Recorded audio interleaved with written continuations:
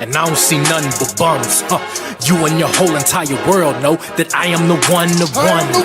You and your squad ain't got nothing for me. Your organization is looking stressed, and now that you haters is running from me, I know that you see that I'm highly blessed. Here we go, here we go, here we go, here we go. Yeah, we live with your boy Coach G. Yeah, we live with your boy Monty.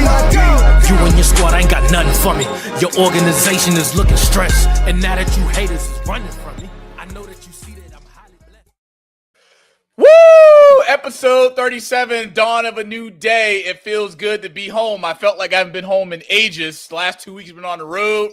Cincinnati and Chicago. Bryant just got back from Texas last night. He's back in the East Wing. I'm back in the East Wing. Patriots are 5-2. Ain't God good. Welcome into another episode of The Rewind, brought to you by Global Sports Entertainment 3. The captain of the ship, the man, the myth, and soon to be the legend of tonight's episode, Monty Moss, alongside this guy, my co-host, four-time state champion, over 400 career wins in his co-head coaching career, coached both football and basketball, Temple alum, Oklahoma's finest, and he is also in the Newark Hall of Fame, which is coming up next month in 2025. Shout out to all the inductees. But Bryant, it's good to see you, man. Episode 37, get ready to get shit cracking. How are you? I'm doing all right, man. I think that Newark Hall of Fame dinner is tomorrow, if I'm not mistaken. In fact, it is tomorrow because I was invited and I cannot go because I'm playing catch up from coming back from Texas. But you see, I got my Morehouse hat on, representing the HBCUs. Ooh, it is what it is. But I got to put it out there. We got a-hole of the week before we get this started. I got to go a-hole of the week. It's been holding. I've been holding this in for like 2 or 3 years. I got to get it out. Okay, so for everyone out there that's watching or soon to be watching, Brian and I have been having some conversations the last few weeks about debuting a new segment, which we haven't got with Chris yet in terms of putting something together in terms of a lower third or something. But Brian is debuting his week 1, episode 37 of A-Hole of the Week. I do not know what it entails. He did not run it by me as the executive creator. But in other words, Brian, the floor is yours. Hey, look, this is just short and sweet. If you ever looking for a contractor, you better look closely and understand that this guy named Tahir Johnson from Newark, New Jersey, he'll do a fantastic job, but he just do it half-ass. That's just what it is, and he'll bail on you. So, basically, Tahir Johnson, Newark, New Jersey, you are the a-hole of the week. Trust me, the biggest a-hole I've ever met. Back to you, Monty. This week's episode of A-Hole of the Week has been brought to you by Bryant Garvin. You can catch A-Hole of the Week every week from here on out before each episode begins, live right here on YouTube and brought to you by Global Sports Entertainment 3. Thank you. Now that that's out the way, Brian, we got 2 beautiful guests coming back to join us. One of them is my road dog. They say that she brought the best out of me when she was on. We brought her on, I believe, right before the tournament or during the tournament, and she did the damn thing. South Carolina alum, or soon to be South Carolina alum. Oh, she's South Carolina alum. Now we can say that. And she's very knowledgeable, but I'm a big advocate for women in sports, that whole movement. So not also did I get 1 woman in sports, I got us 2 this week, Bryant. So we got a long list of things to talk about, and it won't be Chris's Dallas Cowboys because I don't even want to talk about those bums, a.k.a. Dow ass. But let's get her on. Let's bring her back. Courtney is back in the building. Episode 37. Looking good as always. Courtney, good to see you. What's good in the hood? How are you? Nothing. Everything's good in the hood. But I didn't appreciate what you just said about Dallas because what? You're talking to a Dallas fan. You're a Dallas fan too? Every week we get somebody on there, Cowboys fan. You forgot that? No, I didn't. That's why I try not to think about it. I didn't put him in the script for a reason. I didn't want to talk about it. It's okay. We're gonna take our win on the chin. It's cool. Okay, quick question. Will Dallas win the NFC East? Yes or no? Why are we talking about that now? I'm not a delusional Cowboys fan. I'm asking a question. That means no. Okay, wait. I got one more question. Will Dallas make the NFC Championship for the first time in over 30 years? I just said I'm not a delusional Cowboys fan. That means no. win. Thank you, Bryant. Thank you, Bryant. Thank you, Bryant. Courtney, it's good to see you. It's good to see you, Courtney. Good to see you back. Always a pleasure. Always a pleasure. Now, look, our next guest that we have on, this is our first time, my first time meeting her.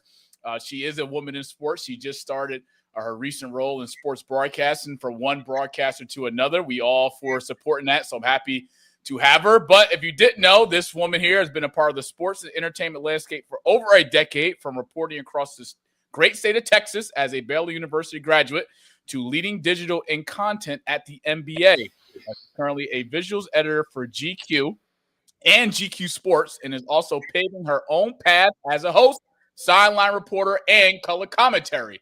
Now, let's bring her in here. We want to welcome Miss Brauna Marks. First appearance to the Rewind, episode 37. Brauna, now look, please tell America now that you're not a Cowboys fan. Let's get that out the way. I'm not a Cowboys fan, no. I am a Giants fan, though, so equally painful. Shit, that might be worse. Two peas in the same pod, right? Why are you a Giants fan? She got Giants blue on too, Bryant. I'm a New Yorker. I can't be a Jets fan. I didn't do that. You can't. Yeah. Well, no. You're a New Yorker? Bryant, I am native New Yorker. Oh, what part? The Bronx? Actually, very close. I went to high school in the Bronx, but I grew up in Queens. Oh, okay. Let's go Mets. All right, that makes sense. Exactly. I grew up like 10 minutes from the stadium. It is. Appreciate that. Yeah, damn, Bryant. Don't talk about the Mets. Don't talk about the Mets. Wait. We got greatness here tonight. We got NFC East in the building. Cowboys and the Giants on one episode. Oh man, this is great. I love this. Only in a rewind. Courtney's got that Oklahoma red on. We're gonna talk about Oklahoma later on tonight. We got Brauna. That kind of like the Patriots blue. It ain't the Giants blue. Let's pretend it's Garnet. Let's pretend it's South Carolina. Let's pretend it's Garnet. Okay. Yeah. Okay, Boomer Sooner. All right, let's get into it, folks. Week 7 recap as well as our Week 8 preview. Let's get right down to the gritty of it. If you guys didn't know, Thursday Night Football is sort of our bread and butter here on the Rewind, and I am officially 0-3 in the last 3 weeks, and I am desperate for a win. My sorry ass took the Pittsburgh Steelers this past Thursday to beat the Cincinnati Bengals. Battle of the 40-year-old quarterbacks. And damn it, Bryant, we both picked the Steelers, and we both were wrong. 33-30 was your final. Yeah. This was a tough one. It was just tough. When you got two old heads playing against each other, you take the better of the old head, and that's what I did. It's just what it was. But I tell you what, I'm going to tell you this. It makes the Cleveland Browns look like pure. How many minutes has it make them look like pure a-holes? You know why? Because an old guy stepped into a new system and won. How does that happen? He barely even knew the plays. Yeah, he weren't even there for 3 weeks yet, and he already came in there and made his presence known. And look, it is an upgrade. He upgraded his receiving core. He's got a semi-upgraded running game. His offensive line is okay. I mean, the defense still trash like Cleveland's, but it's an upgrade. But I'm telling you, as an ex-athlete as myself, do you know how hard it is to understand as a quarterback to step into a game and not understand? You have to understand everyone's route automatically within a week or two. That's damn near impossible. It's hard to come in there and put up 33. Bryant, when you go from throwing a ball to Jerry Jeudy to Jamar Chase and T. Higgins, life is great. Okay, and I learned the hard way.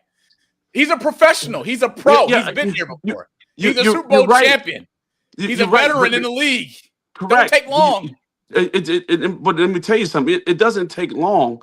But as a quarterback, you got different reads. You got different routes. You got different system. You got different terminology. Man, to put up 33 points that quick. Hey, look. You know why it didn't take long? Jamar Chase had 16 receptions for 161 yards receiving and a touchdown. Damn it. From Jerry Jeudy to Jamar Chase. That's an upgrade. Courtney, Bengals came out. They kind of shocked everybody Thursday night, because I know for me, talking to this game with Bryant last week before the game, I just said, look, Steelers were coming in. They were hot. They were winning defensively. They were just solid as can be. And then it was a damn shootout. And then, Aaron Rodgers walked down the field. They got it done. Then he gave the ball back to Joe Flacco with the time to go make it happen. And he drove them all the way down the field to go make it happen. Game-winning field goal. Have a great night. I'm 0-3 on Thursday Night Football. But I guess what, Courtney? I won't get it wrong this week. I sure wouldn't. I mean, T. Higgins, 96 yards receiving. I mean, Chase Brown, 108 yards rushing. The Steelers, they couldn't stop me and you, Bryant. Courtney, give me a takeaway. From the Bengals game? Yes. Well, y'all it ain't nothing to talk about. I know. No, I mean, y'all pretty much covered it. It was a battle of the old heads. So I was just sitting here like 40, 40. Yeah, like awful. And Brian, on top of that, Joe Flacco threw 342 yards passing, the most he's thrown all year. The most he's thrown the last 2 years. Right. So what I'm saying is, how bad is that coaching staff for the Browns? I can't answer that. It's just you. That's just what I'm trying to make my point. You can't have a quarterback that just say, "All right, I'm going to this team," and then next thing you know, he's throwing for 300 plus yards, and yet he couldn't even throw over 150 with the old team that he just left. Your coaching staff is ass. So Kevin Stefanski's the man to blame for this? Yes. Coach of the Cleveland Browns? Yes. Brauna, do you beg to differ, or are we all on the same page? I think they're playing games. They need to push a door in. Oh boy. Hey, look, it'd be nice. I mean, Gabriel QB1. I'm like, all right. They keep changing QBs, but yet they won't put the star rookie in to show what he's got. And he did win a preseason game, but that doesn't count. So yeah, don't count. Let's talk about Bryant's Chicago Bears. Bryant, your Bears are returning. Ben Johnson doing a damn thing once again. 26-14 with your final order, New Orleans Saints. You said last week, in order for the Bears to be successful moving forward, they must continue to do what? Run the football. DeAndre Swift was very successful. 19 carries, 124 yards rushing. Did get in the end zone for a touchdown. What's your how you feeling after another Bears win, 4-2? They ran the damn football. Look at that. No kidding. So you can sit here and say that Coach Garvin know football. And when I said, and I put it on the Bears page, I said, run. I didn't explain anything. I didn't blame anybody. All I said was run the damn football. Someone went in there and gave me one of those I care little things next to it. And Lord behold, the next game, they was running the football. I said, I think somebody maybe listened to me. I think they listened. Because for 4 games in a row, they ran the freaking football. Man, put you on the coaching staff. What are they doing? They need to. Brian, you got to be impressed. You got to be impressed. 222 total yards rushing. Your defense forced 3 turnovers against the New Orleans Saints. It's the same Saints team that the Patriots beat a few weeks ago, FYI. I mean, the Saints are 1-6. They aren't great. They aren't a carbon copy. I mean, Spencer Rattle, hopefully we can see him do well this upcoming Sunday. That's what I need him to do for fantasy football purposes. But Bryant, you guys got the Ravens on Sunday, man. The Ravens, Lamar Jackson returned to practice this week. All right, you guys are on the road in Baltimore. We know the Ravens are desperately dying for a win. Do you expect the Bears to move on to 5-2 going into Baltimore Sunday? Well, it's going to be a tougher game. Their defense stinks. So if we just stick to what we know and run the football and have 120, 30, 40 plus yards on the ground and force them to play defense, and now it opens up the passing game like no other because you got to respect both. The Ravens going to have problems. They give up too much yardage. It's just that simple. With their quarterback coming back, with Mr. Jackson, I don't know. This year is one of these years that he just really he's on and off. I expected them to go to the Super Bowl. I really did. They're loaded, but they're just not playing up to that caliber at this point. Courtney, is it not too late for the Ravens to make a turnaround in this season, or are we just going to throw the towel in and give the Steelers a division? I'm not going to lie. I just think NFL and college, I know we're going to touch on college later, but 2025 has just been the season for let's do the shocking thing. Like, nobody has been doing what I think they were supposed to do, like, throughout everything. So I don't know. Brauna, any comments to Bears and Ravens this weekend? Do you have a quick pick or who you like? I think I'm going to give it to the Bears, honestly. I feel like they're a little bit on the uptick right now. They're feeling a little good about themselves. So why not give it to the Bears? Why not give it to Ben Johnson? She don't sound too happy with that pick. She doesn't. It's because as a Giants fan, I feel like usually when the Giants suck, the Bears suck, and like that's usually how it goes. But right now, like the Giants are like you said, Courtney, like all these football teams are like they're good, but they're also bad. But they're also bad. They're kind of good. Like Monty, this is why Chicago and New York have beef. We always beefing. You're right. It's two great cities. It's two great cities that always beef. We go head to head. Yeah. Man, one of these days, we're gonna have a Chicago Bears versus New York Giants in the NFC Finals. And that's gonna be a freaking war. That probably will not happen in a long time from now. It's going to happen. But you might be sideline on your deathbed by the time that happens, because I don't see the Giants. I'm just saying, man. I mean, the Giants, we're going to get to them. I'm not even going to blow the tee up right now. We're getting ahead of ourselves. I mean, all I'm going to say is the Eagles ain't getting bad no time soon. The Lions ain't getting bad no time soon. The last time I checked, they both got better records than the Bears and the Giants right now. So speaking of the Philadelphia Eagles, moving on to 5-2 this past Sunday, taking care of business against the Minnesota Vikings. Courtney, second half, we know that the Eagles have had some struggles. That's right, I said it, struggles offensively, but they were able to get this thing done. Jalen Hurts, by far his best game he's had this year in terms of passing and his QBR and passing percentage. But from your perspective, the Eagles now getting it done. They figured it out a little bit on offense in the second half from what we saw against Minnesota. What do you expect to see from Philly here on out offensively? So I will say, with the win that they saw, that they had, I really do think that they can keep this momentum going, but with a big caveat, because this game was, to me, a massive statement. Don't get me wrong, but it was a passing statement.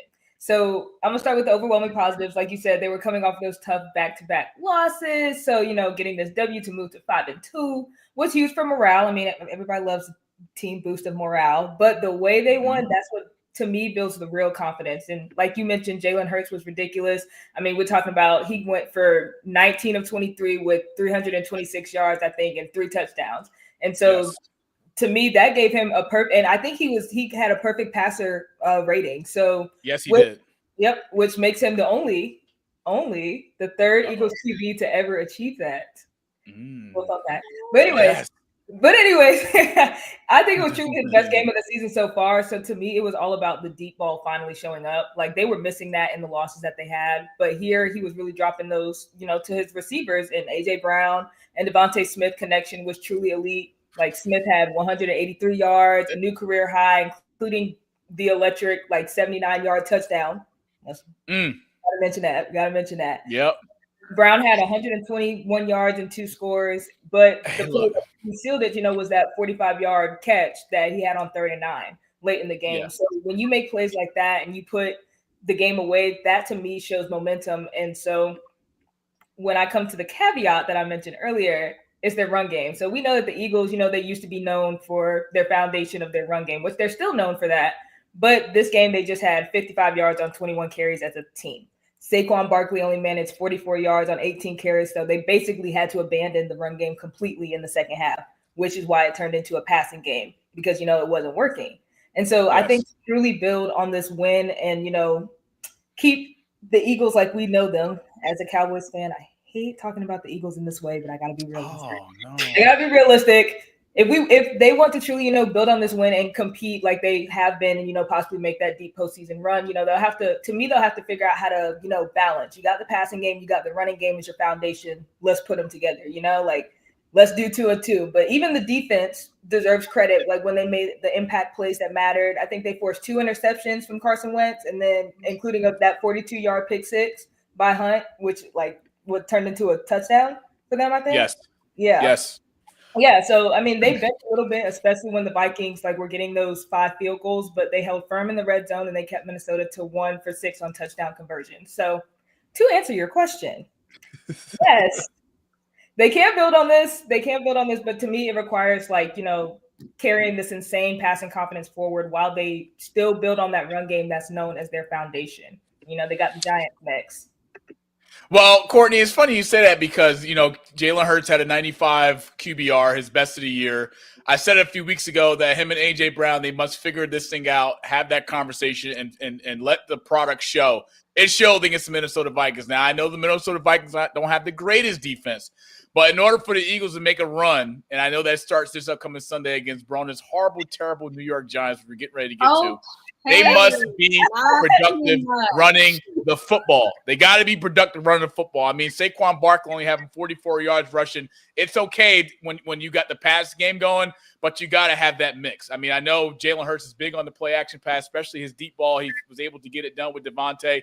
But if these two guys right here can piggyback that into next week, I mean, Philly would be a dangerous team, not also in the NFC, but also for surely in the NFC East. But, Brauna, you have the Eagles this upcoming Sunday. What can we expect from the New York Giants against the Eagles? That's good. It's a 50-50 chance that they could either build a lead and blow it, or they could just get massacred the whole way through.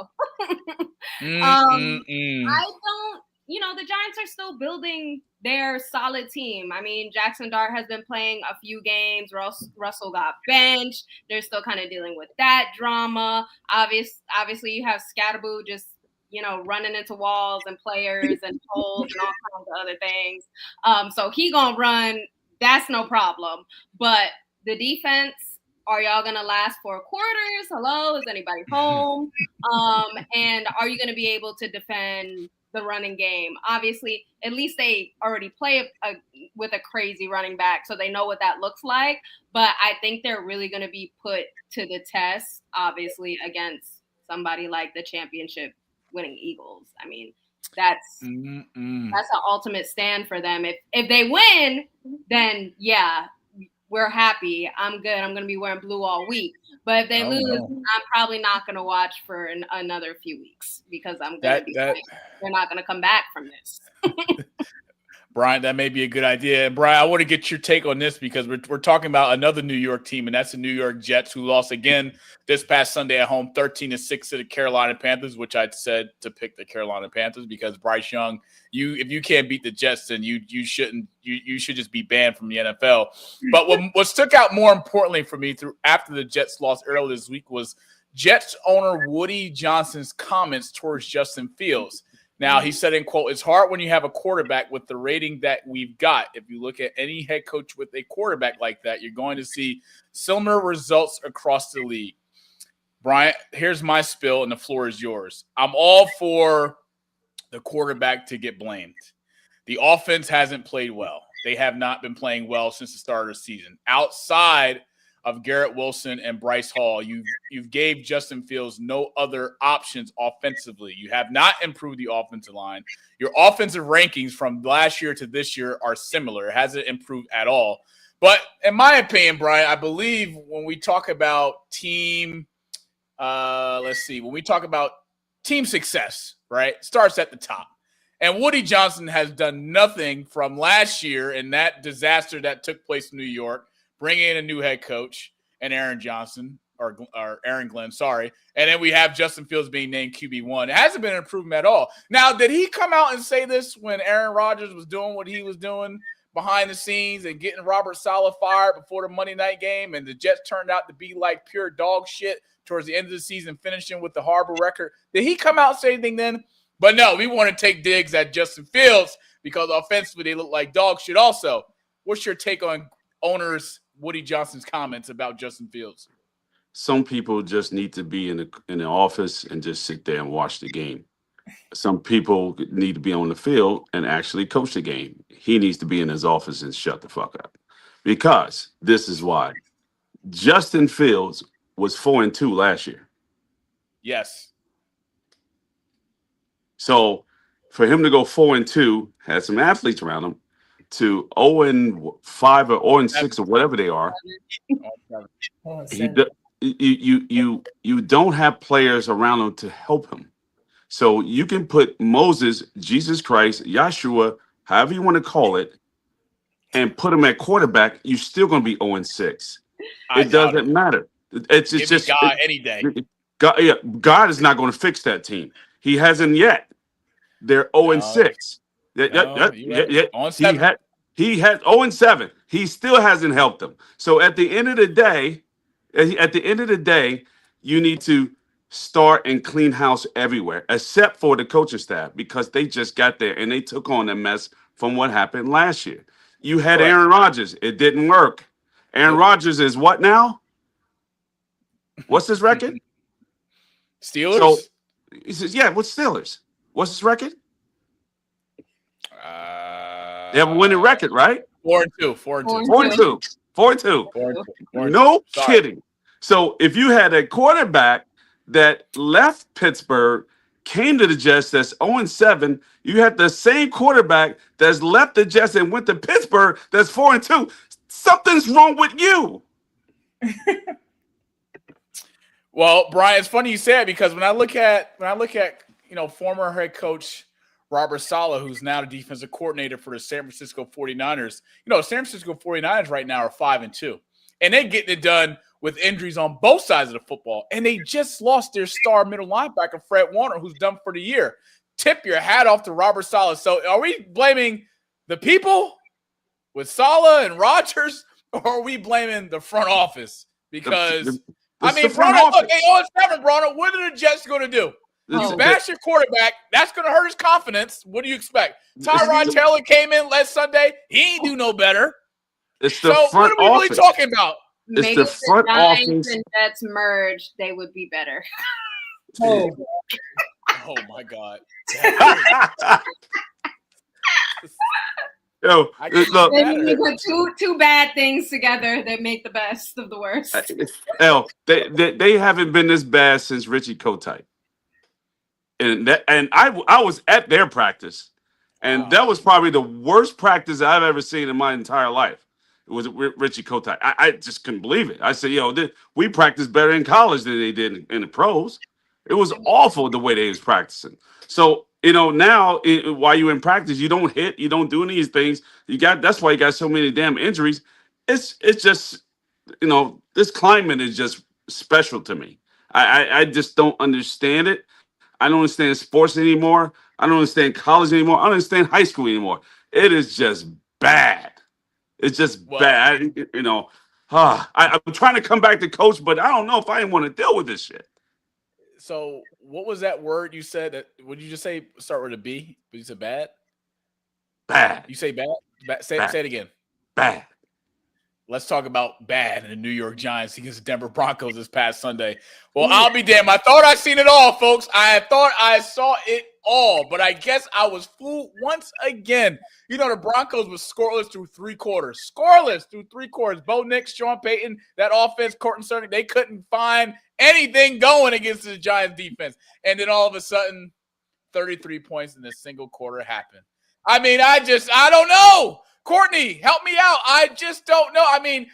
Broncos are 5-2. Sean Payton is happy as can be. Instead of him complimenting Jackson Dart, he took digs at former Broncos quarterback Russell Wilson. But, what do you do if you're the Giants? You were up 19-0 heading into the fourth quarter. And then Bo Nix and the Denver Broncos, they must have just turned the switch on and said, all right, comeback time. And they put up 33 and a quarter, the biggest comeback so far this season. Give me a recap. What are we talking about? Listen, I watched that game, and I just wanted to be a fly on the wall in the locker room on Monday for the Giants. I really did. Because what happened in Denver, that was like the kind of game that caused the Giants, to have like an absolute crisis on Monday. So I want to be a fly on the wall. Like I want somebody to like bug or wiretap that, because I really want that audio. But my quick takeaway for like that game is simply this: like Bo Nix officially has the clutch gene, in my opinion, and the Giants have a kicker problem. They sure do. That's what it is. Because look, the reality of the game is that Denver looked awful for 3 quarters, trailing 9. 3 quarters for 19-0. So they shouldn't have won that game at all. For some reason, at the moment of truth, the Giants defense and Giants discipline just vanished into thin air. And Bo Nix stepped up when it mattered. And so, like, what we saw from Bo Nix in the fourth quarter, to me, was honestly historic. Like, I ain't never seen in my lifetime a game like that. Bo Nix deserves all the credit in the world. Definitely stamped his name in history. I mean, he led a comeback lead, like we've just talked about. The Broncos scored 33 points in 15 minutes, and that's the most. Like when I was looking it up, that's the second most points in a single quarter in NFL history. The first was 34 points performance by the Lions in 2007 versus the Bears. But like my guy, he was the entire offense. So the Broncos won because Bo Nix elevated his play and stepped up for his team when he needed to, and the Giants lost the game. But when they missed the extra point, like to me, like I don't know, for the Giants, it's gonna sting. Like there's no ifs, ands, or buts. Like there's no way to put it. Like there's no way to put it. And seriously question everything. Like you really don't. Like you really don't. So the beauty of it is we have a Giants fan here that can talk us through what went wrong, how it went wrong, and the reaction after it went wrong. Brauna, can you please tell us, as a Giant fan, like what was your reaction from seeing Bo Nix take the Denver Broncos from 0 to driving down the field at 33 real quick? Y'all should have just put a little camera in my living room, because when I tell you I was losing my mind, I was like, no way they're going to blow this. No way they're going to blow this, right? They're going to blow it. Blew it completely out of the water. And you know what? Again, like Courtney said, all the best to the Broncos, because this is not the first time this season that they've had a late comeback. You know, they've done it. They did it against the Eagles. They did it against the Jets. I ran it as the Jets in London. But, like, you know, they know that the game is time management. And as long as I've been a Giants fan, they've never had good time management. Wait. Don't say that, because I'm a Patriots fan. I get nightmares from 2 Super Bowls. You talk about time management. Don't Bill Parcells. Don't say that. Don't say that word, time management. They're long, but they're also really short. So it's like, if you are not taking into account every single snap, then you are not going to win the long game. And that is exactly what happened with the Giants. I think also, as a Giants fan, they were coming off a high of a Thursday night football game win. It was like their first road win in like a decade or something like that. And I was like, yes, it feels so good to be a Giants fan. And then, of course, on a Sunday, they just brought back to reality. It was like, actually, they're not doing that great. It was all hype, and that's what it is. It's like all smoke and mirrors. Like, oh, cute, big win. They got 2 young guys, really energetic. That's all good and dandy. But if you cannot like last throughout the season, if you can't last through that adversity, then we're still going to be heartbroken fans. But I am excited to see what the Broncos do, especially, you know, Bo Nix, another young QB. 11th in the league in passing, and I just think the game is his right now.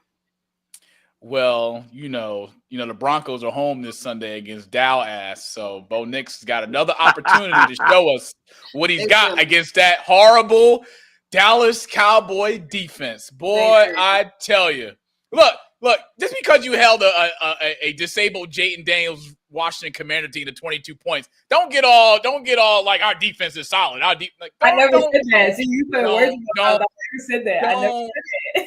Don't sit up here and say like the Cowboys got a bend, don't break defense. Like they're getting off the field on 3rd down. Don't start now. Don't start, because you definitely gonna need Dak Prescott to bail you out once again, like he did this past Sunday. 40 points. You're gonna need 40 points against Denver. I'm telling you right now, you're gonna need to score 40. But based on what Denver saw, I mean, I just gave you my takeaway, and I was praising the heck out of Denver just now. But I'm scared based on what I just saw. I would be scared too if I'm a Cowboy fan. After what I just saw and in that fourth quarter, I'd be scared too. I mean, look, I'd be scared as hell. But Brauna, you get the Philadelphia Eagles once again on the road. Just another division game. Give me the Philadelphia Eagles with the win on Sunday, and give me. You know what? I'm going to ride with the Dallas Cowboys on Sunday. The Cowboys, they're going to go into Denver, and they're going to take care of business. Ben, don't break defense because, Bryant, you know Bryant loves the Cowboy defensive coordinator, right? Bryant, what's his name? Ever bust. Former Bears head coach. Ever bust. Defensive coordinator for the Dallas Cowboys. That game will be on Sunday. Colts over Chargers, folks, 38-24. Colts improved to 6-1. Jonathan Taylor, 3 rushing touchdowns this past Sunday. Daniel Jones just showing that New York Giants, I don't need you. 23 of 24, 88 yards passing, 2 touchdowns. Colts defense forced 2 turnovers, one of the best defenses in the league. Bryant, Colts are on a 3-game winning streak. They cannot be beat. I'm not sure if I'm ready to put them as a true contender in the AFC.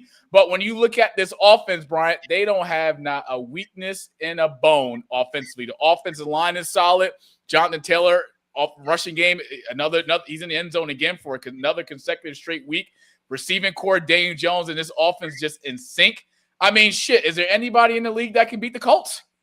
I don't think they're quite ready yet, but they're showing great promise, and Daniel Jones is showing his ass because let me tell you something, that system fits him completely. The New York Giants system did not, but Indiana's system is, and it reminds me, he looks like Andrew Luck right now. It's just what it is. He does. He looks very, very good, and I'm impressed by him. He didn't. He had one good year with the Giants, but then fell apart with the rest of the nonsense. All the pressures. Playing for the Giants, it's hard to play in that city. It's too much pressure. You got pressures from the fans. You got pressure from front office. You got pressure from your coaches. You got pressures all the way around. Indianapolis, that's got to be the most boringest damn city I've ever been in. Nobody gives a shit until you start winning. So they let them keep losing and just kept them, let them go. And then next thing you know, they start winning. So now he has 0 pressures in that city because nobody cares. Now everybody's starting to wake up because I woke up because I pretty much had him on my fantasy team. So I had him on the bench. But then now I'm starting to look at it. I'm like, there's a reason why I got him because he's going to produce, and he's doing one hell of a job this year. Let's see how far it goes.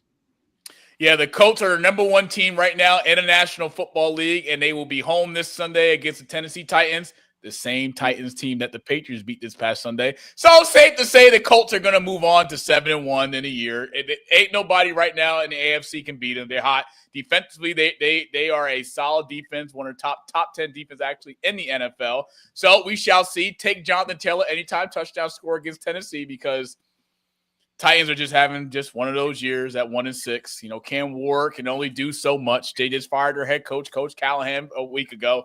Things in Tennessee are just being awful. But if you look at the flip side, the Indianapolis State, they got the Colts doing well. Indiana's number 3 right now in the country, which you're going to talk about a little bit later. Their basketball team is resurrected again after Mike Woodson's departed. I mean, if you're in the state of Indianapolis, not also is the housing market great, but you got the Colts that are about to be 7-1 on Sunday. So all is well if you are a Indiana Colts fan. Woo! Packers 27-23 over Arizona. Micah Parsons 3 sacks this past Sunday. Josh Jacobs 2 touchdowns. As I predicted last week, he would get in there once, but he shocked me. He got in there twice. I got him on fantasy football. So Josh Jacobs, appreciate you, brother. But Courtney, the Green Bay Packers are second team in the NFL at 4-1-1. They are coming off a bye. From what you've seen this past Sunday against the Arizona Cardinals, is it safe to say that the Green Bay Packers are a true contender in the NFC? I'm going to say yes, but they're the ultimate grinded out contender, if you will. Like, their record is strong. They're sitting at 4-1-1, like you just mentioned. We're not going to talk about that god-awful tie. But against who? It doesn't matter. We're moving on. Anyways, and they're leading the NFC North. So, I mean, you have to call them a contender just based on their standing alone. But what this game against the Cardinals did show me is that it truly shows that the Packers are becoming a team defined by, late game heroics, if you will. And that's a great trait to have, when it comes to January and you're making that like playoff push. That's a great trait to have. And so they even faced a ton of adversity this weekend, like dealing with leading up to the game with Arizona. Like they had a travel delay just to get to Arizona, but they still finished the game. And like the two names you just mentioned, the guys that are truly making a difference. First, Micah Parsons. He delivered a monster game-changing performance with a career-high 3 sacks. And they weren't just, filler stats. They were all impact plays. And his final sack on the Cardinals' last drive, completely iced the game. So when you need a play, Parsons is somebody that's delivering. And I can talk good about him because, Oh, my God. We miss you. Oh, but anyways. Oh, my God. Parsons is delivering in that defense defense has a closer in Michael Parsons, and then on offense it was Josh Jacobs. He was banged up, dealing with illness, but he still punched out 2 crucial touchdowns, and so that go ahead score with less than 2 minutes to play, and when the coach made that, as I call it, a gutsy decision. Coach Lafleur. Yeah, to go for it on 4th and 2 instead of kicking the tying field goal. Jacobs and the offense rewarded his trust in that. So to me, the balance is they're a contender because they have elite players who are performing in elite moments, and they have grit and they have the star power on the defense to finish games. But their areas for improvement is, which keeps them below the top tier of the NFC, is consistency. Like they play down to the Cardinals, who are 2-5 team. For most of the day, they played down to them, and their offense looked choppy and inefficient at times. But to me, a true Super Bowl contender needs to win those types of games with authority. Like you can't play down to your opponent. So ultimately, winning ugly is still winning. So they're battle tested and proven, that they know how to make those crucial stops and to get essential scores when the pressure is the highest. So they're contenders to me. Just grinded out contenders though, for sure. Well, Courtney, what I will say is that if the Packers did not have Micah Parsons on Sunday, they would have lost against Arizona. I'm going to call it how I see it. That's as straight up as it's going to be. I know Dallas Cowboys fans are upset that he is now a Green Bay Packer, but if Micah Parsons wasn't there on Sunday for Green Bay, they would have lost. And the Cardinals, they are, I feel sorry for Marvin Harrison Jr. More importantly. He's the most person I care about on that Cardinals offense. I know Kyler Murray experiment hasn't worked that well. We see Cliff Kingsbury. He tried to come in there. It hasn't worked out. And look, Marvin Harrison's a great wide receiver. For the people out there that say, oh, my God, he sucks, he's not good. I mean, Kyler Murray, he can't even see over the offensive line. So every time he hikes the ball out of shotgun, he's got to roll out to the right, or he's got to roll out to the left, and he's got to make plays. Marvin Harrison Jr., you put him with any other solid quarterback in the league right now, guarantee he arguably can be a Pro Bowler. Yes, I said it, a Pro Bowler. But for what it has been for the Arizona Cardinals at 2-5, they deserve to lose. And they deserve to lose every game from here on out because things in Arizona right now aren't shaking up too well. But for a team that is shaking it up well after Monday night's win, that's the Detroit Lions, Brona. And let me tell you this right now. After they bounced back against losing to Kansas City, the same game against Kansas City where Kansas City had 0 penalties throughout 4 quarters, that game, I'm happy to see Dan Campbell and this team bounce back. And, more importantly, the Dan Campbell effect is kind of rubbing off throughout the league. I mean, a lot of teams now are going for it on 4th down, regardless of where they at in terms of the field position. And look, this Lions offense, I know, Mike Evans was out early with the concussion. Hopefully he can return. But we saw once he went down, this Bucs offense just couldn't get anything dialed up. Baker Mayfield had a lot of throws overthrown, trying to put it in tight spots. But one thing I will say is Jahmyr Gibbs, I've said it week in, week out, best 1-2 punch in the league. Take away David Montgomery, that's okay. He was still able to come out here and do the damn thing as he always do. He's 5th right now in the league in rushing. Detroit Lions desperately needed that win. Ties franchise record for Billy Simmons at 70-plus scrimmage yards and a touchdown for the 6th straight home game. Damn it, the Detroit Lions are here. John Morton in his offense has been pretty much picked up right where they left off. Everyone thought this offense would struggle with the departure of Ben Johnson, who's now in Chicago. Right now, his offense is 13th in passing. Let's give John Morton, offensive coordinator, some love. But let's just face it, folks. Lions 5-1. I don't know. It's hard to go into Detroit and win. I'm telling you that shit right now. I don't see a team in the NFC that could give them an opportunity or a shot to lose. Do y'all agree with me? The Lions are legit. They are a true NFC contender, and I wouldn't be shocked at all if the Detroit Lions make their way to the NFC Championship this year. Disagree? I agree.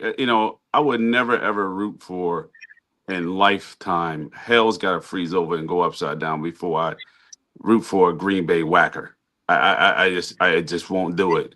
The Green Bay Whackers are just as whack as hell. So I would always push for Detroit because that's the next door neighbor. In between, we got Indiana in between there, but I want to see Detroit win one. The Green Bay Whackers, I would never ever in a cheesehead ever. Go Detroit. I think they are contenders. I think they can get to the finals. They should have gotten there several times, but just coaching is big towards the end. You got to take the points, coach. You got to take the points. That's why you didn't get there. Take the freaking points instead of going for fourth down all the damn time. Take what they give you and get to the Super Bowl. Yeah, they let Washington come in there last year on the road and sneak out of there with a playoff win. But Jamar Gibbs, 17 carries, 136 yards rushing. Amarian St. Brown, my number one wide receiver on fantasy football, 6 receptions, 86 yards, and a touchdown.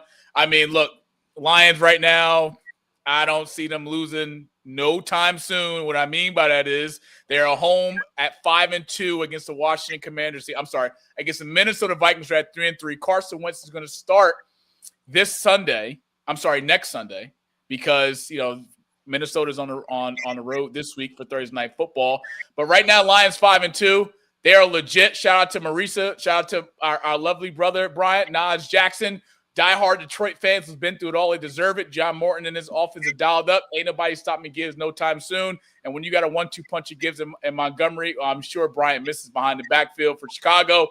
Good things will follow. Indeed. So we shall see. Thursday Night Football, as I talked about before, I am down to 4-3. I can't buy a win to save the Cowboys season. And desperately, the Cowboys need to win, if they want to get in. Because Philly's hot right now in the NFC East. But I'm 4-3. Brian fell down to 4-2. We had the Vikings at 5-2. Sorry. My bad. We got the Vikings and Chargers this upcoming Thursday night. And Chargers at home after they're desperately due for a win. Justin Herbert and his offense have been playing decent, but he's turning the damn football over too much. Take care of the football. Carson Wentz is going to be starting quarterback for the Vikings this upcoming Sunday.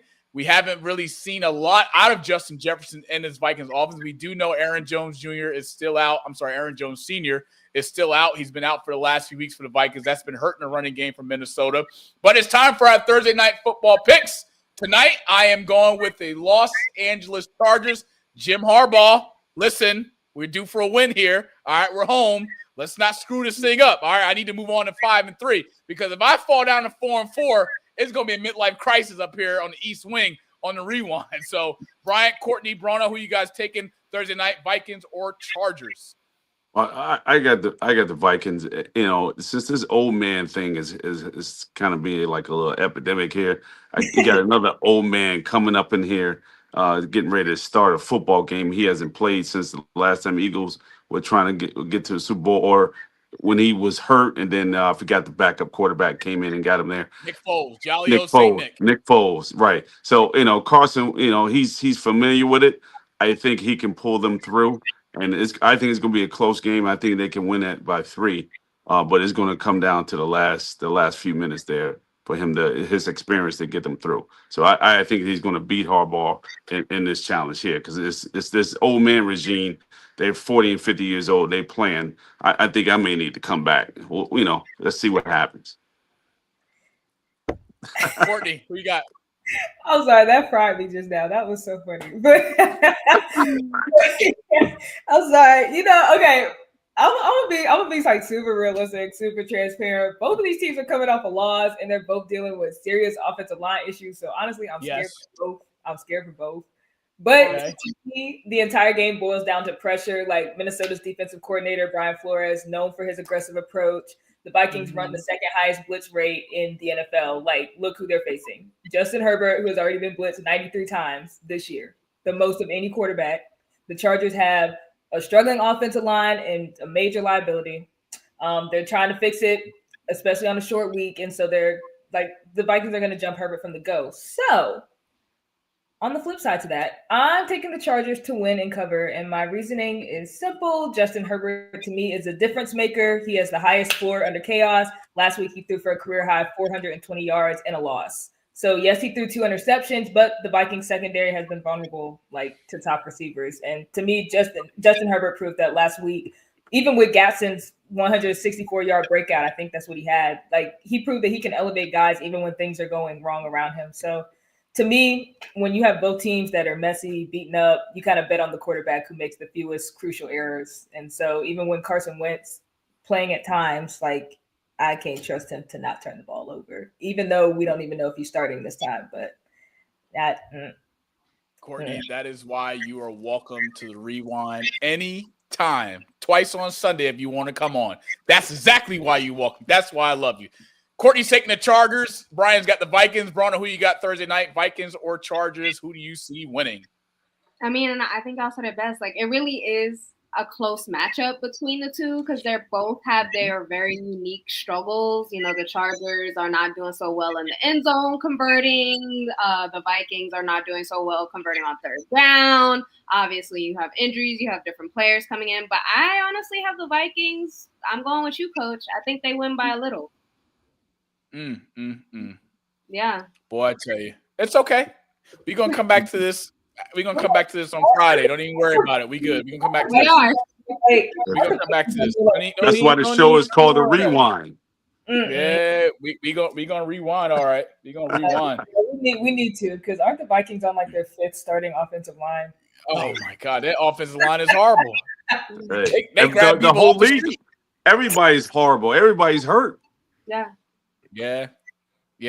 All right, folks, it's time for Monty's locks for Thursday night football between the Vikings and Chargers. I'm going to keep it short and sweet because this right here is a trap game. It can go either way. I know everyone's asking, like, oh, my God, like, why are you picking the Chargers? I'm going to explain why.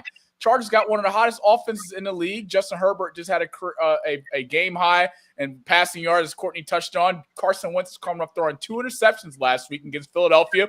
So let's take Justin Herbert to throw a touchdown. Let's take him with over 175 yards passing. And let's take my man Jordan Addison over 50 receiving yards. And I think Justin Jefferson gets in anytime touchdown score against these Los Angeles Chargers. Those are my solid four. Lock them final 4. That's it. Monty's Locks, Thursday Night Football. You are welcome.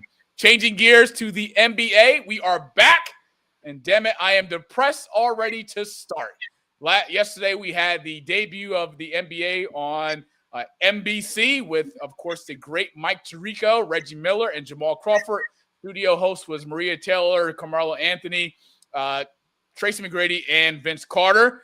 And just a quick recap, Thunder 125-124 in double overtime over the Houston Rockets. Rockets are coming in without star guard Fred VanVleet, who will be sidelined for the entire season with an ACL injury. Courtney, just a quick pick right here. When we talk about this game, SGA, everyone thought he was going to come out, have this breakout game and score over 35 points. But they were able to get it done. And this Rockets defense, the average length on a Rockets roster right now is 6'10". 6'10".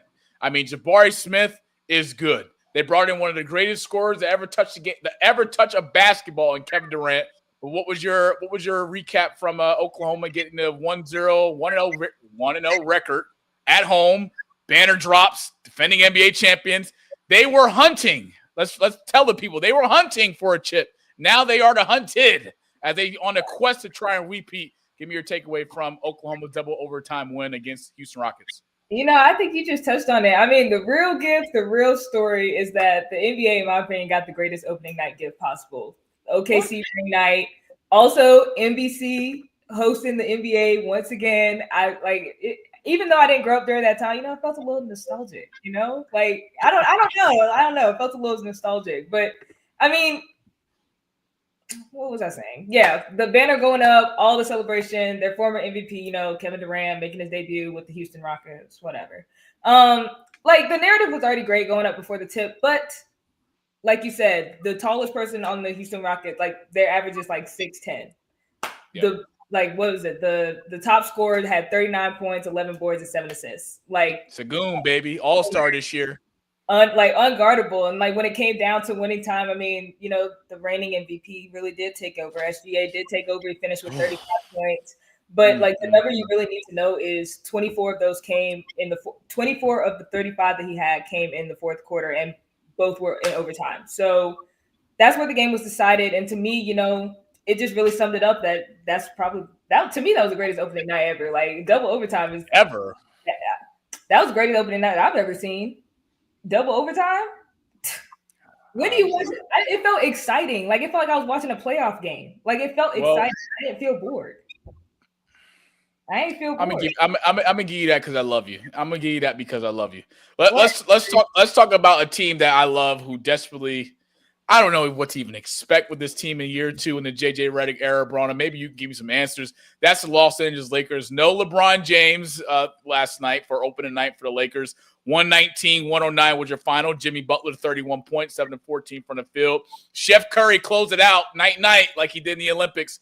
3 of 9 from 3, 23 points. But we look flip side to the Lakers. Yes, no LeBron James, but Luka Doncic, 43 points and 17 of 27 shooting, 9 assists. Austin Reeves did what he was supposed to do, showing up. 26 points. I just don't know what to expect from the Lakers. Even if they had LeBron, this is going to be a close game. Warriors probably still pull this thing out. Is the bench production. I don't know what I'm going to see from the Lakers this year from the bench. I mean, the bench, the production's got to be there.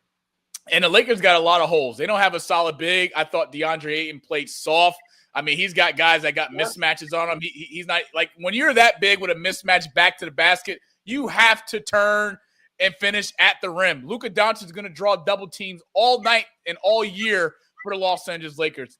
It's easy for you. You're playing with 2 all-stars, 2 greats in LeBron James and Luka. No LeBron, but when he's on the floor, that's going to draw more attraction.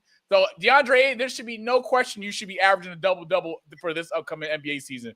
But what you did last night, my man, I mean, look, you only had 10 points, 6 rebounds, 5 of 7 from the field, and 34 minutes of play. What the hell are you doing?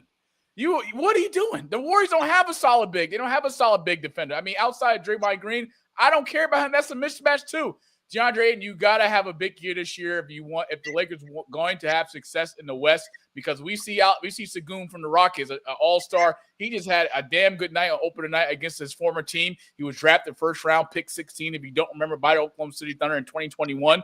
But damn it, the Lakers fall to 0-1. Shout out to the Golden State Warriors for coming in once again. I'm glad I wasn't there because I'd have left the game depressed anyway.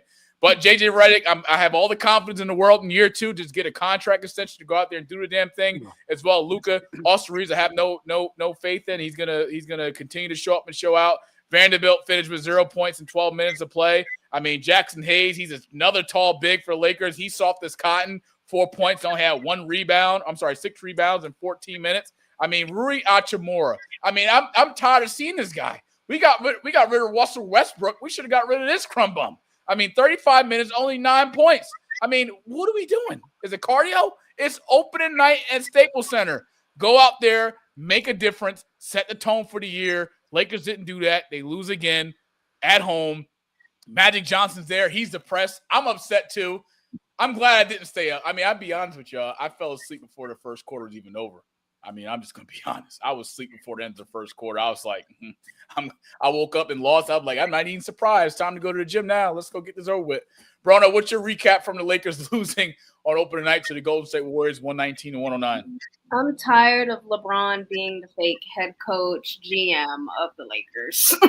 Okay. As a big, huge LeBron fan, that's how I started off like my basketball fandom was with LeBron James. But there is such thing as having too much power. Okay. And I think the Lakers are seeing that. They sucked last year. Okay. They're sucking. Whoa. Yes, they sucked. It was bad. It was not cute. It was not great basketball. It was not tea. It was not okay. I love Skinny Luka. We all love when a basketball player takes his physical attributes and applies them properly to the court.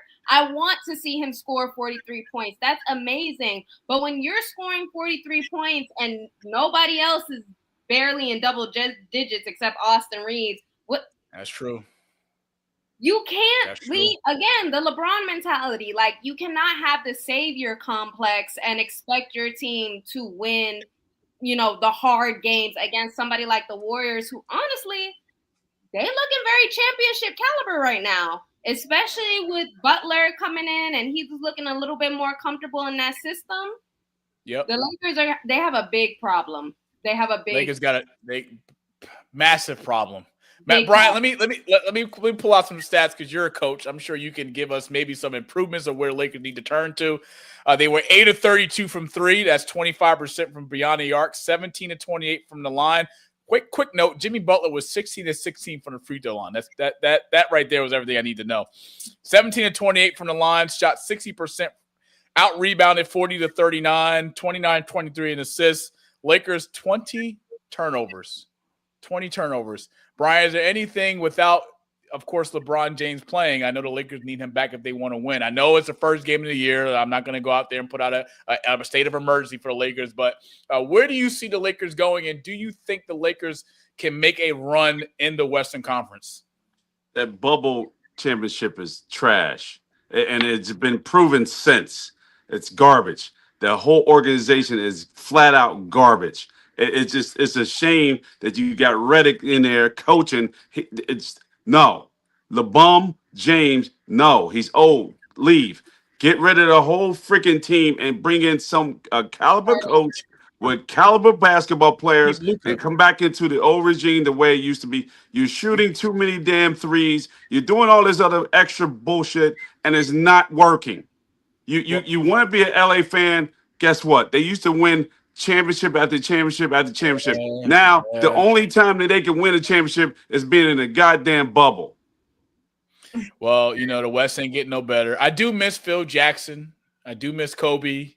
I miss Paul Gasol. I miss Lamar Odom. I miss Jordan Farmar. I miss Derek Fisher. I miss Ron Artest. You know what all those players did? They played defense. Yes. Phil Jackson was having that. Phil Jackson was having that. How much do I believe in defense, Monty? 100%. You like defense more than offense. Yes. Me and Coach, we right here. Right here. Yes. You can't win games if you don't play D. I don't care what it is. You know who didn't have defense? You know who don't have defense? New York Giants, 33 points in the quarter.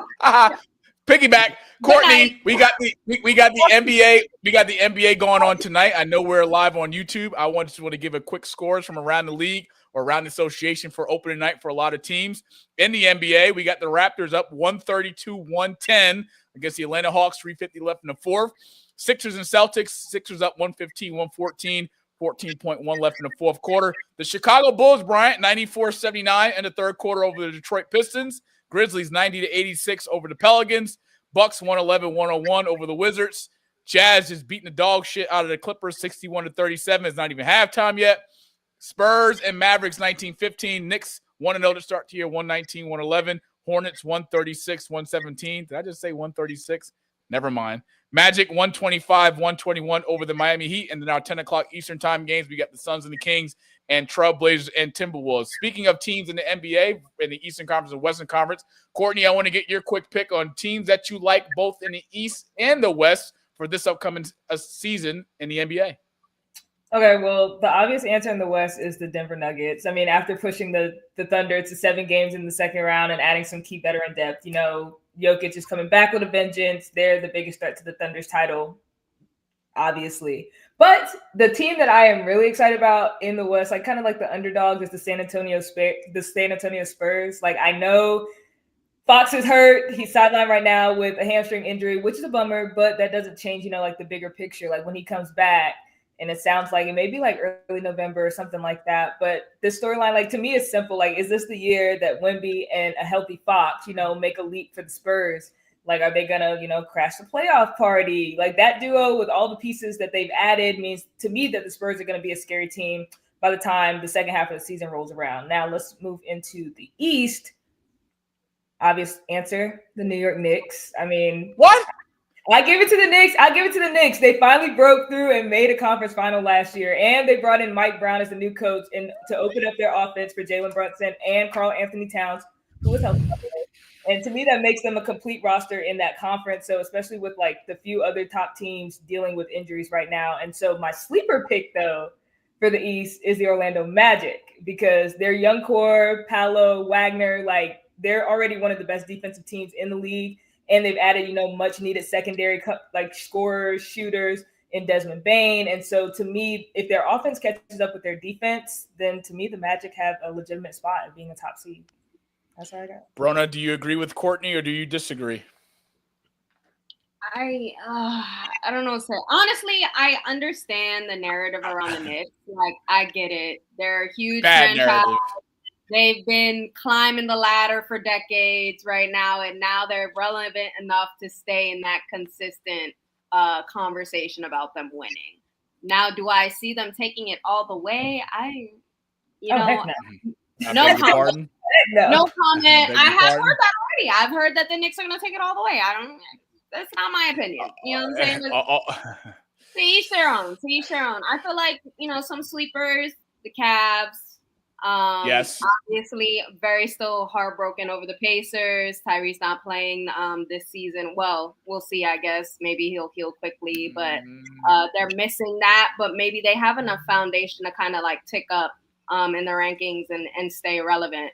But I think, again, like going back to the West, also, the Warriors they're just top of mind. I think Curry has one more in him at least before he says, I agree.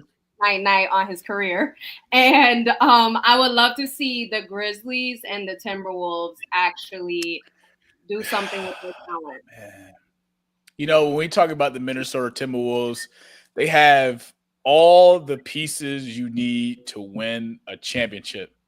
You know what Anthony Edwards is missing? His Dennis Rodman and his Scottie Pippen. Julius Randle's not that guy. I'm sorry. He's not someone that you can have in the trenches when the game's on the line, that if Anthony Edwards having a bad night, here, give it to him. Take us home. Go get it done. Not that guy. Timberwolves are missing another scoring threat. I don't know what that player is, but Anthony Edwards has already got a lot to carry on his shoulders. So I don't know what's the ceiling for the Timberwolves. You need a 1-2 punch in the league to win. I'm sorry. I haven't seen a team win a championship without a 1-2 punch. If so, please tell me. Please show me. I challenge you to show me. Flip side to it, I think the Spurs are the team that's going to surprise a lot of people. Wembanyama only playing 46 games this past season, but he did by far the greatest thing he could have done in terms of improving his game, and that is getting in the gym with the best big man of all time in Hakeem Olajuwon. That will pay dividends in San Antonio. Not Galveston, Texas, like Brian's favorite place, San Antonio, where the Spurs will definitely be a team that will surprise a lot of folks in the Western Conference, but we shall see. It's the first night for a lot of teams. We shall carry on with this, with the NBA returning, as well as they will be taking place tomorrow, as well as Friday on ESPN. College football, folks. Bryant, damn it, I was shocked, but I am not shocked. Louisville beating number 2 Miami, 24-21. Carson Beck. It was kind of time for the Miami Hurricanes to kind of have that come-to-Jesus moment game where they kind of snap back to reality. I mean, I know they were on a real good high, beating a lot of teams, including Notre Dame. They were pretty good at home. But Carson Beck, 4 interceptions. Are you concerned with Miami's loss this past Saturday against Louisville on the road? No, because Miami's schedule is not very good, except for Louisville kind of proved that. The rest of the teams that they played is pretty much garbage. So at the end of the day, I'm not surprised about anything with college sports at all. With the climate that's going on right now, which what we're going to talk about later. But right now, we're in the anything can happen moments between football and basketball and even baseball. Who the hell knows? But Miami's schedule is really, really, it sucks. Good. Number 6, Alabama over number 11, Tennessee. Courtney, 37-20 was your final. I do owe Nas a public apology. Last week we had Cornell basketball alum Nas Williams on, where he is a diehard Crimson Tide fan. Brian and myself took Tennessee to go into Tuscaloosa and win. Nick Saban was there, so obviously that just helped everything that we needed.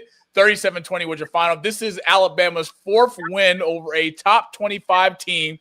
I thought Alabama was going to be old Dustin the Cropter in the SEC, but they are here, and they are here to stay. I do expect them to make the college football playoff. But, Courtney, when we talk about the Crimson Tide, I just mentioned 4 straight win over a top 25 team.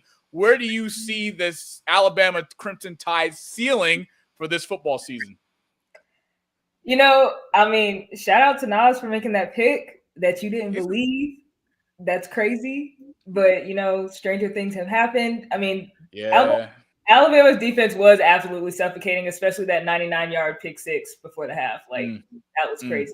But to answer your question, I mean, I see them – I wouldn't okay, I guess I see them going all the way in the college football semifinal with a very real chance to win the whole thing, because you did mention 4 straight wins over top 25 teams, and that's not just a nice stat. You know, that's historic, and it changes their entire trajectory. Like, Alabama's the first team in SEC history to beat 4 consecutive ranked opponents without a bye week. So it completely erases the memory of their week 1 loss. You know, like, oh my God. Everybody, like, it completely erases that memory. So when the committee puts together the playoff field, no one will have a better collection of quality wins than Alabama with their resume. Like, they probably have the best resume in the country right now.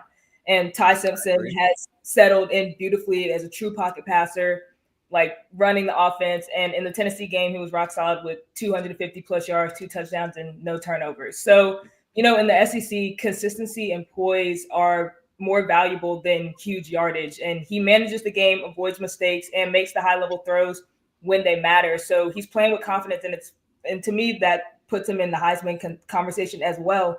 So if they take care of business for the rest of the regular season, I do see them going pretty far. Now, unfortunately, they play South Carolina Gamecocks this week. So with me saying all that, we'll see how that game goes. You better not take South Carolina to win. They're 3-4. That team is horrible. And it's homecoming. Oh, well, you're right. It's homecoming for South Carolina. Shout out, you know what? Shout out to my big brother, mentor, Torrey Gurley, former South Carolina wide receiver. He will be there as South Carolina will be recognizing the 2010 South Carolina team that beat Alabama back in 2010 at home when Steve Spurrier was the head coach for the Gamecocks. It's going to be an exciting weekend, Courtney. I hope is an upset. But then again, I know it won't be, because this South Carolina team is trash. Whoa. But Okay. Brian, Courtney, Brian, you know, she said that Let's move on. they're the only SEC team that's had 4 straight wins over top 25 teams. I don't think Nick Saban's ever done something like that, Brian.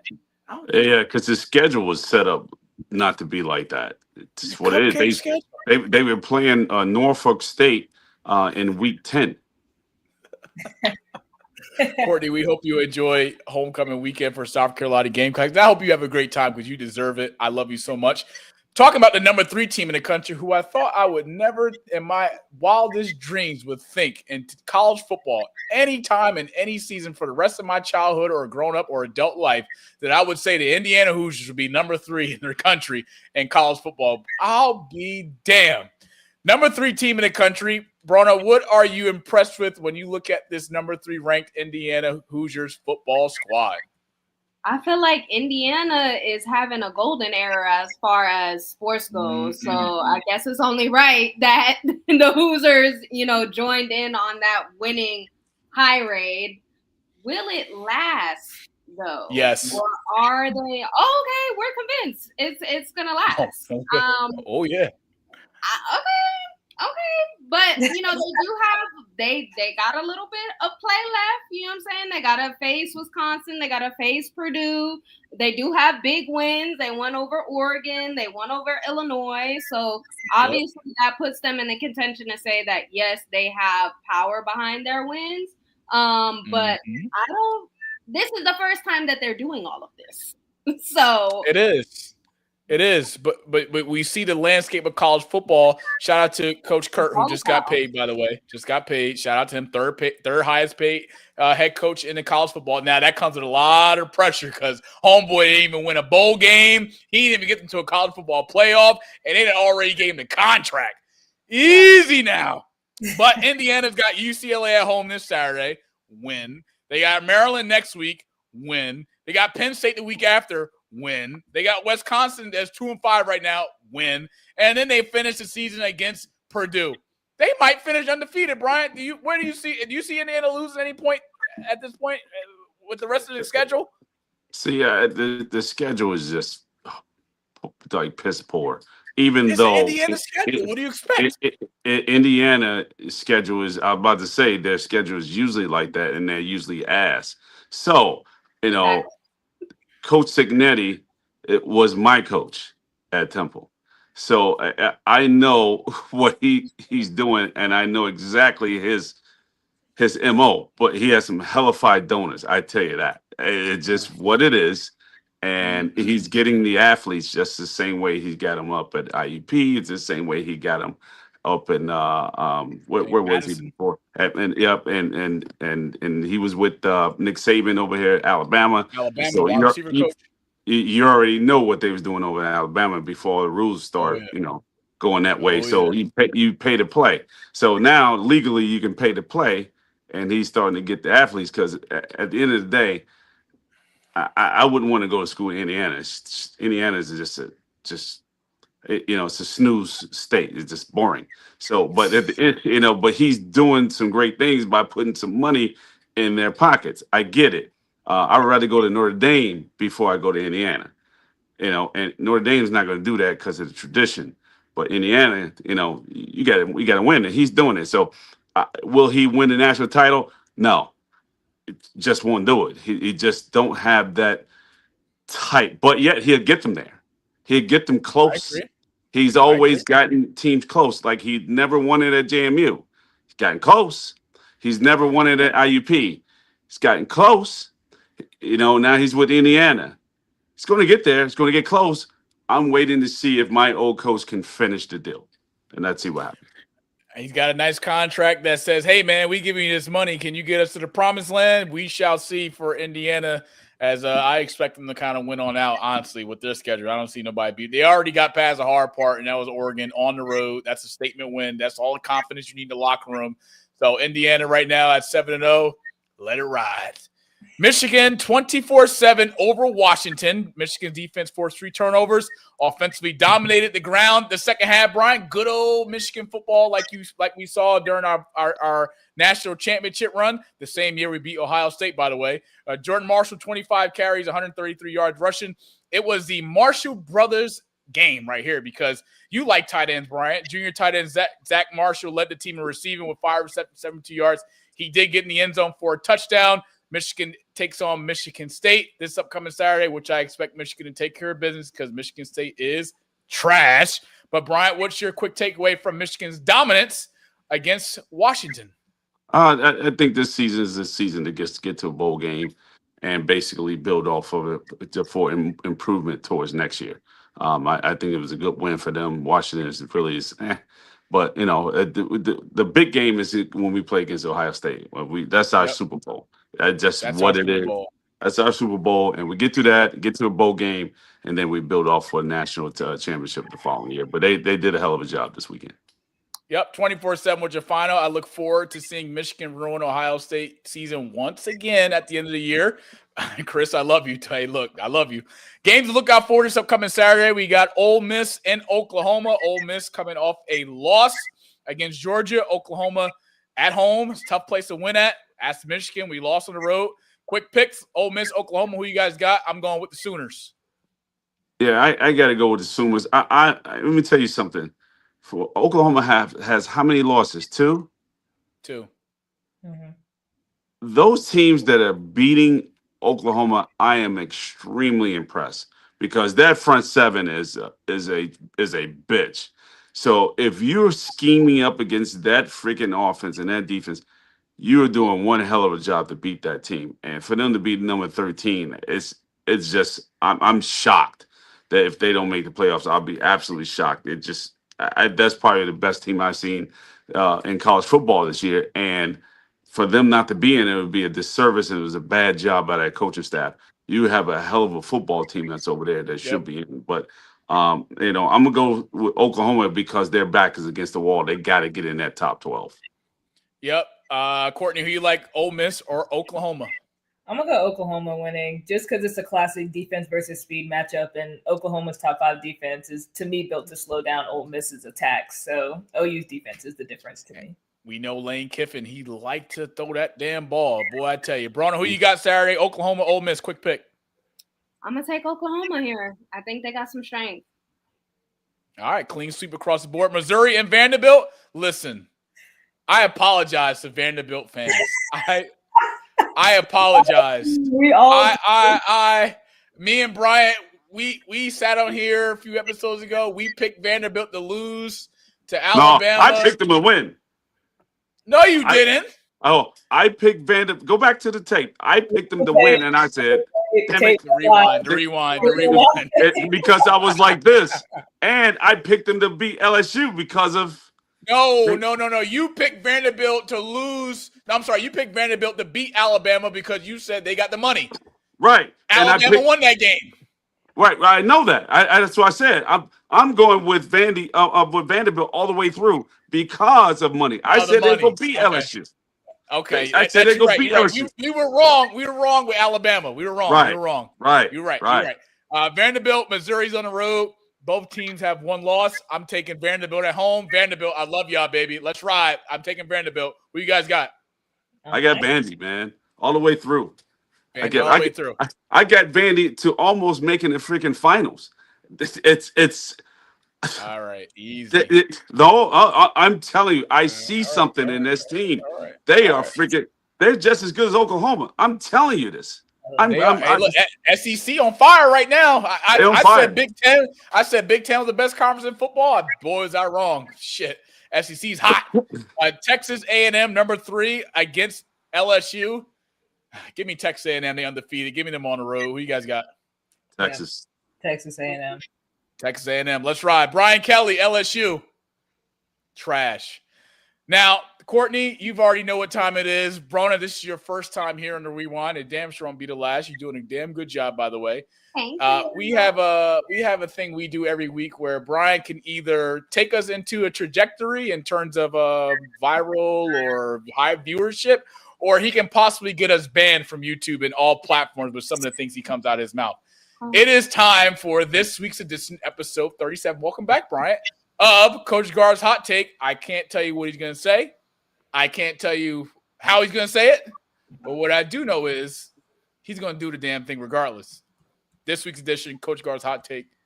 Let's go.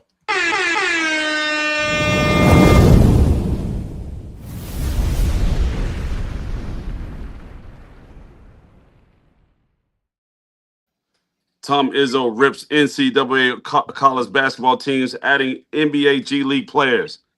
That's got to be the dumbest shit I've ever heard. You're screwing the high school players. You're screwing now the college players. Yeah, it's going to make college look better in competition, whatever. These guys have left programs and returning. What are we doing?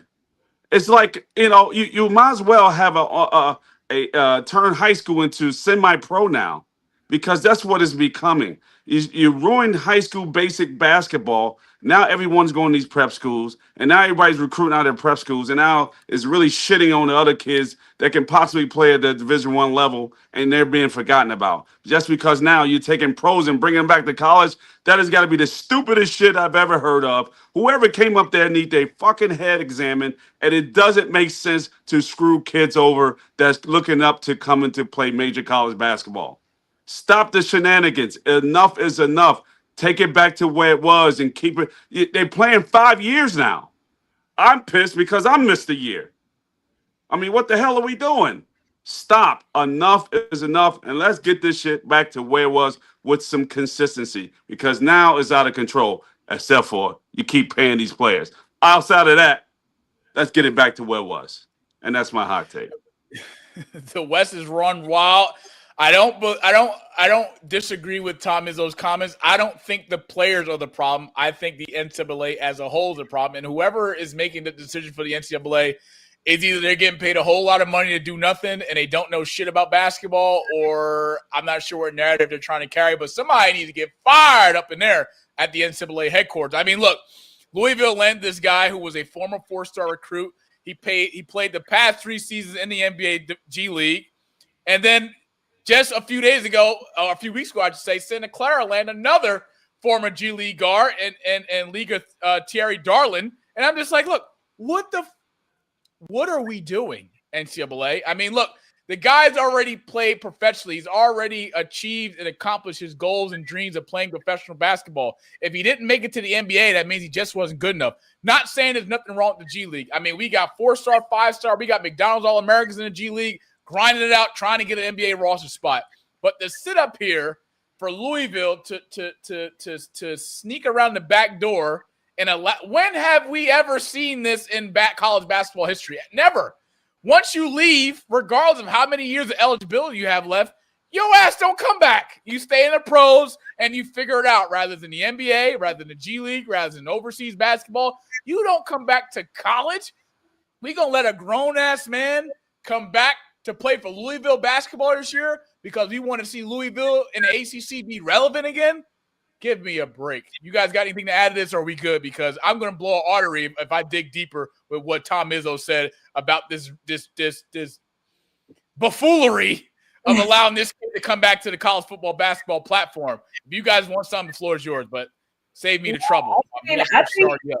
I think that y'all pretty much nailed it. Like, to me, the NCAA's decision, to me, is damaging the spirit of college basketball and is unfair to the current student athletes. Like, I definitely think that Tom Izzo nailed it when he called the situation ridiculous and embarrassing. Like, I know for me as a fan, I want to preserve the integrity of the college game.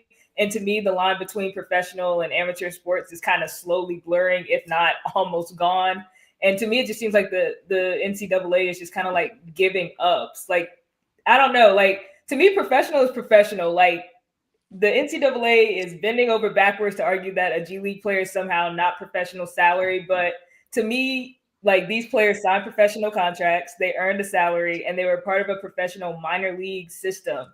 Like, if they're pro, they shouldn't be allowed to play against a student athlete whose scholarship, to me, it has always been based on amateurism. So to me, the reality is college basketball, and just like a lot of other sports, is just slowly becoming like a free-for-all semi-pro league. And I just think that the adults are the problem, not the kids. They need to regroup. Some need to shake.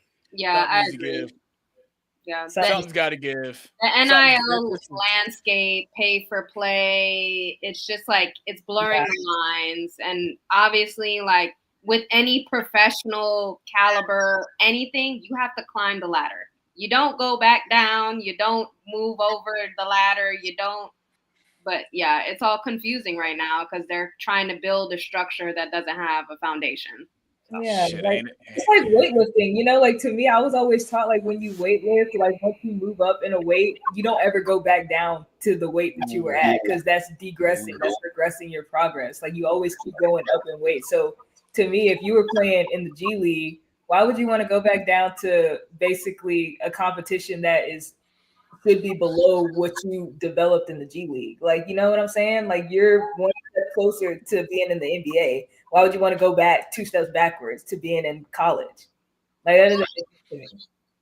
I don't have any comments with that. I just think it's an embarrassment to the game, to the greats. It's an embarrassment to the NCAA because NCAA is a laughingstock. I mean, if that's the case, then shit, we might as well open doors to a lot of players who's got eligibility left to come back. I mean, shit, I know Brian's 55, but shit, I know Michigan could use him right now. LSU could use him right now. I mean, Alabama could use him right now. I mean, I'm just saying, he can still get out there and run block and pass block. I mean, he can still catch some touchdowns if he wanted. He's got 1 year left eligibility. I mean, shit, not too late. Not too late. But can't agree with you guys more. It was definitely a atrocious thing, but it's now time for one of my favorite segments of the week, and that's Rewind of the Week. Let's go.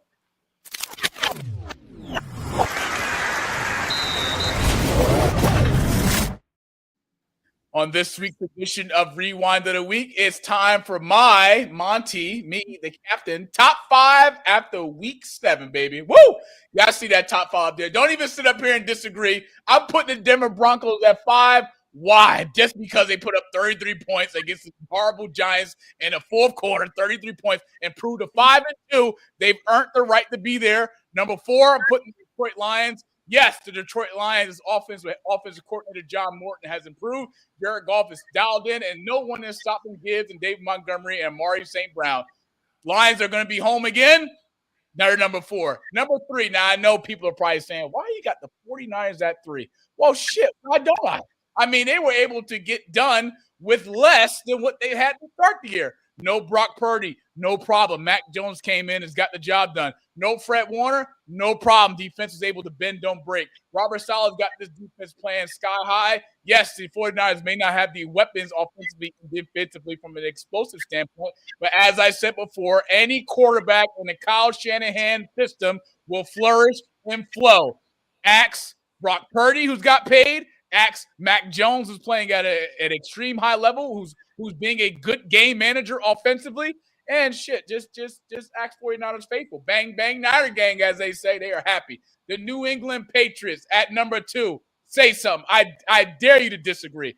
Why? I mean, shit, we just, we took care of business against the Buffalo Bills 2 weeks ago on Sunday night. That's an AFC East division game. Buffalo Bills have been a little crazy since then. They lost against Atlanta on Monday night. We're going to talk about that. But Drake May, I know everyone's saying, Baker Mayfield, he's having an MVP year. Yeah, you're right, but he just lost Mike Evans. What did he do when he went down? Nothing. Finished with 9 points. Drake May right now, in my opinion, is by far the one, if not 2, best quarterback in the NFL right now. Why? The Patriots are 5-2. This is the best record we had since 2019 when we started that year at 8-0. Drake May's got over 1,700 yards passing, 14 touchdowns through 7 games. It's the most since Tom Brady in 2019 when he had over 1,900 passing yards, and 18 touchdowns.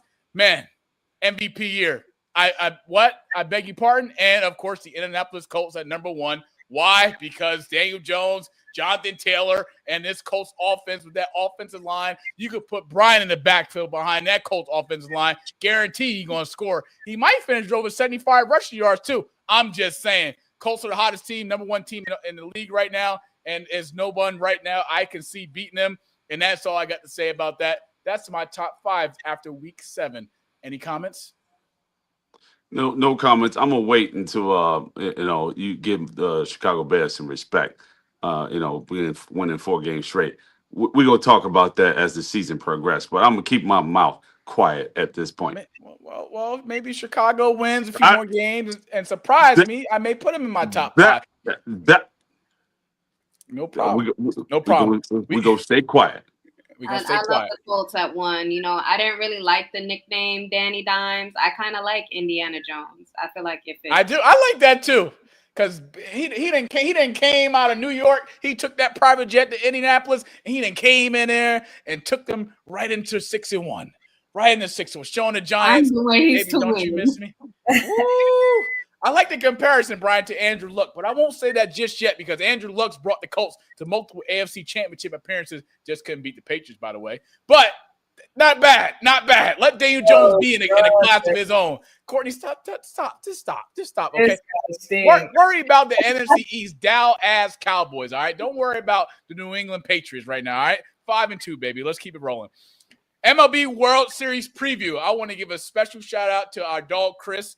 Die-hard Canadian sports fan. He likes Maple Leafs and hockey. I mean, the Edmonton Oilers just came off a Stanley Cup loss against the Florida Panthers, but the Blue Jays have resurrected once again. Shout out to Don Mattingly, head coach, manager, I should say, for the Toronto Blue Jays. He's been cursed for so many years after the Yankees. I mean, he couldn't win it with the Marlins. I mean, baseball gods, they say, you know what, Don? It is your time. The bad news is he's going against the Los Angeles Dodgers, who's by far the hottest and best team in baseball. I mean, Shohei Ohtani, we're not going to talk. He played the greatest game in baseball history. That guy threw 10 strikeouts through 7 innings, hit 3 home runs in the same game. And they won. Quick predictions. Dodgers, Blue Jays, World Series. I don't know. I can't go first because I'm scared as hell.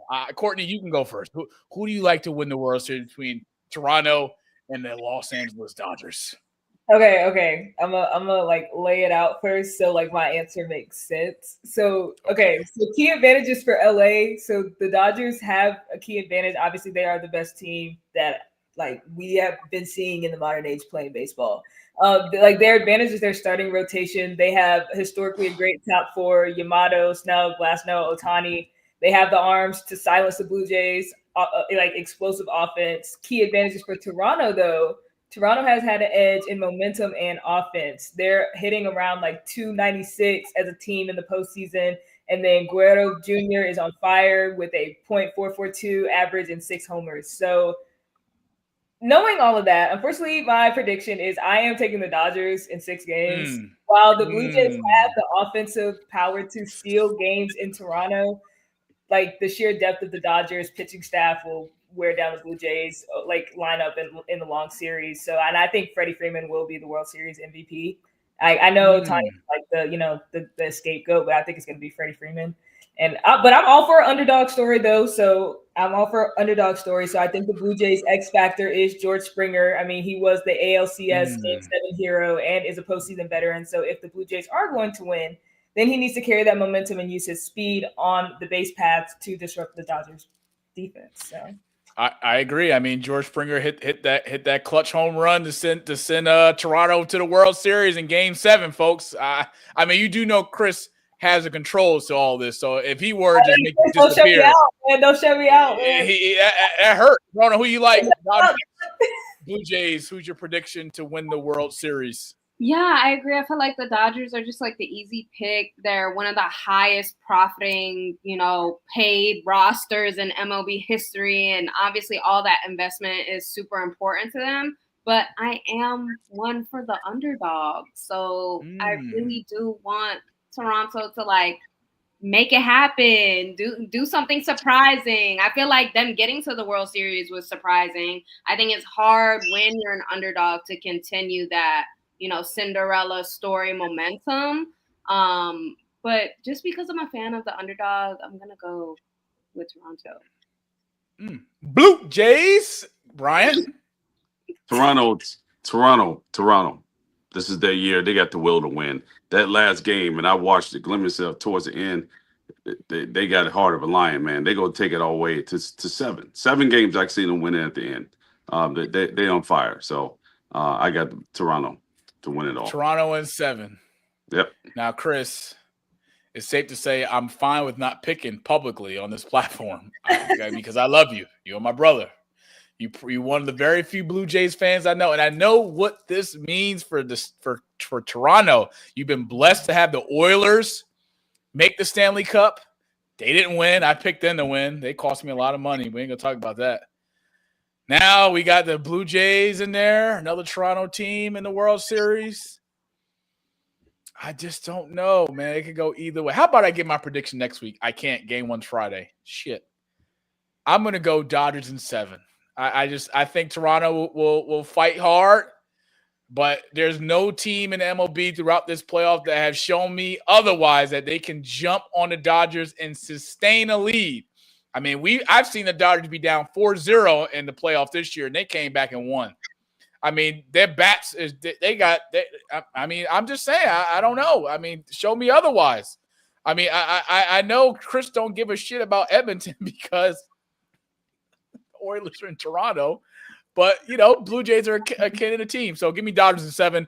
And last but not least, it's time for our lovely Floss and Moss before we sign off. Let's go, baby. Special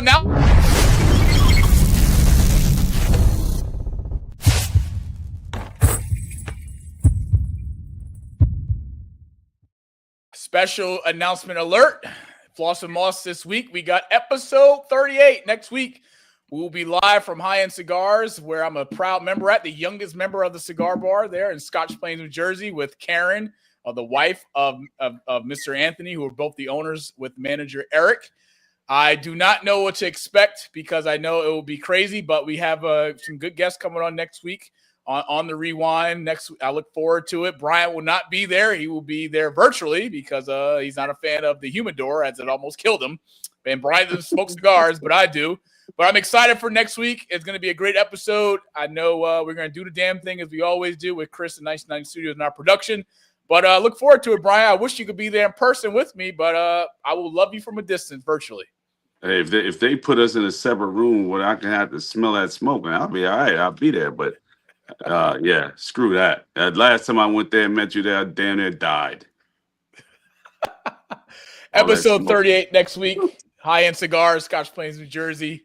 It's going to be a good one. I look forward to it. And for the people, Courtney, Brauna, you guys are signing off. We're getting ready to sign off. Can you tell the people where to find you, where to support you on all of your social media platforms? Sure. Y'all can follow me on Instagram. It's my name, Courtney, with 3 Y's at the end because I'm super extra. 3 Y's at the end, .Renee, Renee. Same as TikTok, Twitter, not really active on that, but Threads as well. So I'm on all of that. But Instagram is my most active. So yeah, I'm at The Real Brauna on literally every platform: TikTok, Instagram, YouTube, Twitter, or X, or whatever you want to call it. So literally at The Real, my first name, Brauna. So come follow me. Let's chit chat. Bryant, any last words before we sign off episode 37? Hey, man, look forward to episode 38. Everybody can follow me. I'm all over the place. I don't need no at and all that stuff. I don't even remember my own damn Facebook page or whatever it is.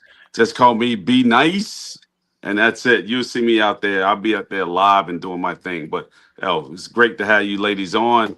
Appreciate it. Look for you to come back again and share your thoughts and everything else within the sports world and entertainment world as well. So let's get it cracking. Thank you for coming out. You know, Courtney, I got a text message earlier this episode that said, Courtney, is Courtney going to be your co-host? ? I'm not going to answer that publicly, but I'm just saying it's your second time being here. People like you. I'm just saying, Courtney. I'm just saying. But anyway, if you haven't, please like and subscribe to our YouTube channel at @3one_GSC3, as well as follow us on all our social media platforms at @3one_GSC3. Our second episode live on YouTube. You can like and subscribe to our channel. Episode 37 in the books. To my partner, Bryant Garvin, my lovely guest that came to join us, Brauna Marks, my dog, Courtney. Welcome anytime. My co-host, BG, Be Nice. Monty Moss signing off. We'll see you guys next week. And as I always say before we sign off every episode, go Patriots and Drake May. See you next week. Let's go! I was checking out the scouting report, and I don't see nothing but bums. You and your whole entire world know that I am the one. You and your squad ain't got nothing for me. Your organization is looking stressed, and now that you haters is running from me, I know that you see that I'm highly blessed. Here we go, here we go, here we go, here we go. Yeah, we live with your boy Coach G. Yeah, we live with your boy Monty. You and your squad ain't got nothing for me. Your organization is looking stressed, and now that you haters is running from me, I know that you see that I'm